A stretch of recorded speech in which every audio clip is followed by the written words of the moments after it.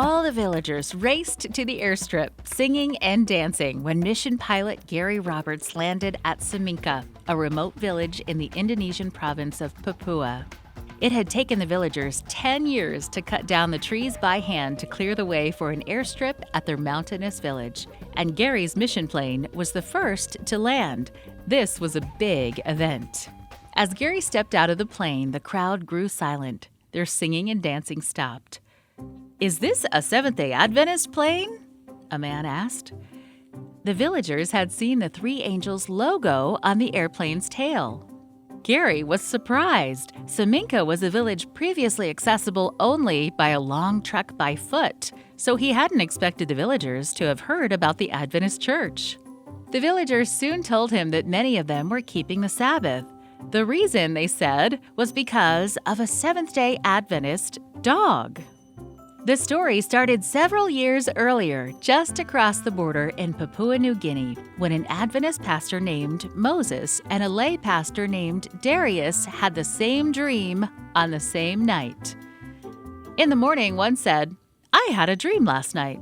The other said, "I did too, but I didn't want to tell you." They both had seen an angel in the dream, and the angel said, "Go to Saminka." A few days later, the two men set off on the 3-day hike to Saminka.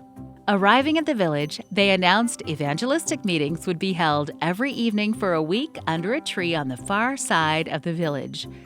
But by the day of the first meeting, Pastor Moses fell ill with malaria. He was terribly sick, and the villagers predicted that he would die. "But if he gets better, then we will listen to him at the meeting," they said. All day, Pastor Moses was sick, but at 5 p.m., he suddenly felt better. He took a bath and preached. Afterward, he fell very ill again. This happened all week. He was sick until 5 p.m., recovered, took a bath, and preached. Then he sank back into bed. At the meetings, he told the people about the Sabbath and cautioned against eating unclean meat such as pork. Wild pigs are a popular dish in the Papua Mountains.